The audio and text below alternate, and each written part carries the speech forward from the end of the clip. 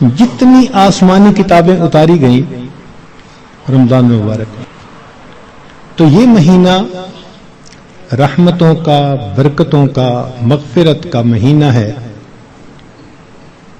چنانچہ رمضان کا لفظ را، میم اور ضاد 3 حرفوں سے بنا۔ اس کے معنی ہیں جلنے اور جلانے کے۔ اس کو رمضان کیوں کہتے ہیں؟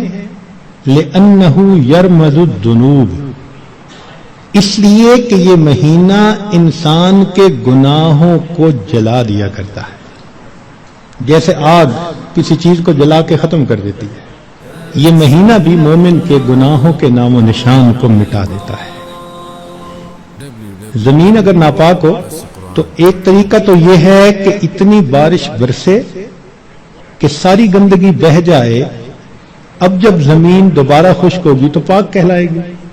اور دوسرا طریقہ یہ ہے کہ اس زمین پر سورج کی تپش اور گرمی اتنی پڑے کہ وہ گرمی اس نجاست کا نام، نشان، رنگت، ہر چیز کو ختم کر کے رکھ دے، زمین پھر پاک کہلائے گی۔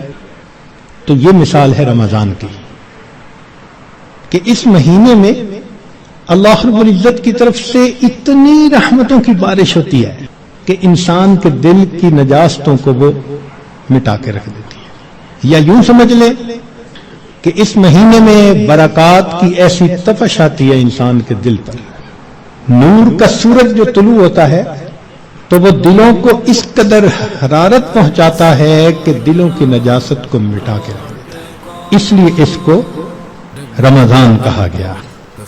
حدیث مبارکہ میں اس کے مختلف نام ہیں۔ عربوں میں عظمت والی چیز کے کئی نام ہوتے تھے۔ اللہ رب العزت کے 99 نام، وَلِلَّهِ الْأَسْمَاءُ الْحُسْنَى، تو رمضان کے بھی کئی نام۔ چنانچہ حدیث مبارکہ میں اس کو شہر مبارکن، اس لیے ہم رمضان مبارک بھی کہہ دیتے ہیں۔ شہر عظیم، عظمت والا مہینہ۔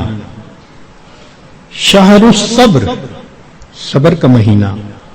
شہر المواسات، غمخاری کا مہینہ۔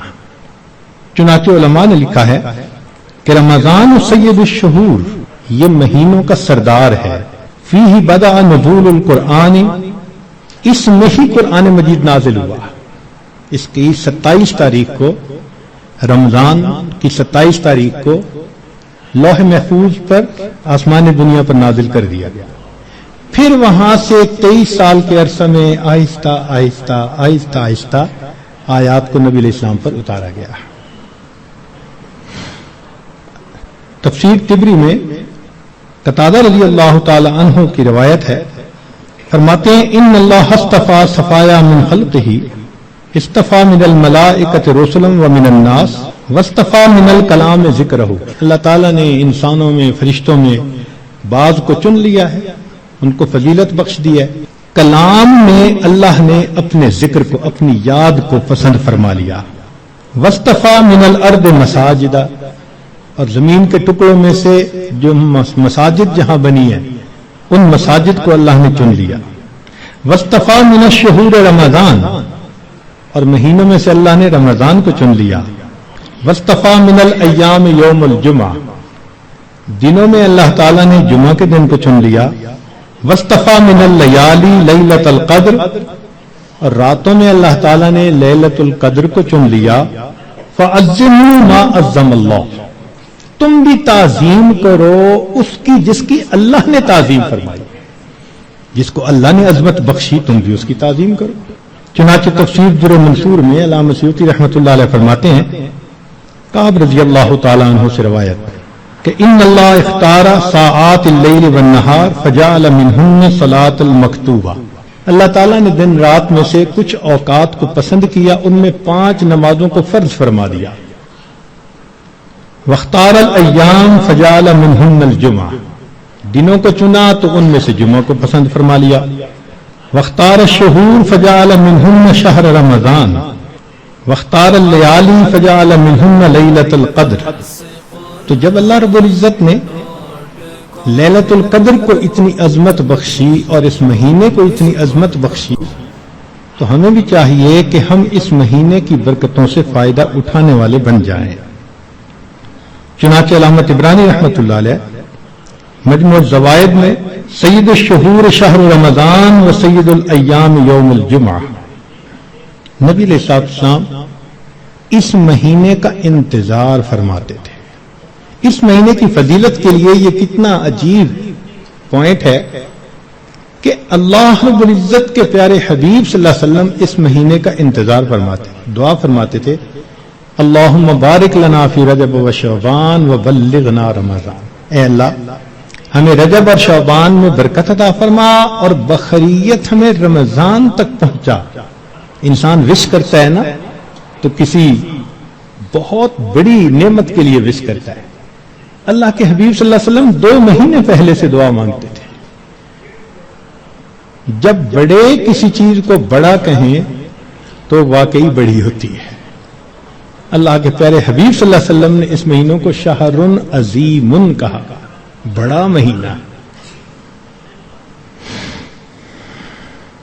چنانچہ مسلم شریف میں ابو ہریرہ رضی اللہ عنہ سے روایت ہے کہ الصلوات الخمس والجمعۃ الی الجمعۃ ورمضان الی رمضان مکفرات ما بینہن اذا اجتنبت الکبائر، اگر کبائر سے بچا جائے تو جمعے سے جمعہ 5 نمازیں اور ایک رمضان سے دوسرے رمضان تک کے جتنے گناہ ہوتے ہیں وہ سارے کے سارے اللہ تعالیٰ معاف فرما دیتے ہیں۔ چنانچہ کنز العمال میں لکھا ہے کہ اذا سلمت الجمعہ تو سلمت الایام، جمعہ اگر اچھے انداز سے کسی نے گزار لیا تو باقی دن بھی اس کے اچھے گزر جائیں گے۔ وَإِذَا سَلِمَ رَمَضَانُ سَلِمَتِ السَّنَةُ، اور جس نے رمضان اچھے انداز سے گزار دیا آنے والا پورا سال اس کا اچھا گزار دیا جائے گا۔ امام ربانی مجدد ثانی رحمۃ اللہ علیہ اپنی مکتوبات میں فرماتے ہیں کہ یہ رمضان کا مہینہ آنے والے سال کا ایک نمونہ ہوتا ہے۔ جس انداز سے بندہ گزارتا ہے اللہ تعالیٰ بقیہ سال انہی اعمال کی توفیق عطا فرما دیتا ہے۔ مثال کے طور پہ ایک نوجوان اگر چاہتا ہے کہ میں اپنی آنکھوں کا پرہیز کروں، غیر محرم سے اپنی آنکھوں کو بچاؤں، تو وہ رمضان میں اس کی مشق کر لے۔ اگر پورا رمضان غیر محرم سے نظر بچا لی، بقیہ پورا سال اللہ اس کو توفیق عطا فرما دیں گے۔ آپ پورا رمضان تہجد کی پابندی کر لیجئے، تلاوت کی، اعمال کی پابندی کر لیجئے، اور پھر دیکھیے بقیہ پورا سال وہ کام کس طرح آسان ہو جاتے ہیں، اللہ تعالیٰ توفیق دے دیتے ہیں اس بندے کو۔ اس لیے ہمارے اکابر رمضان کو بہت اہتمام کے ساتھ گزارتے تھے۔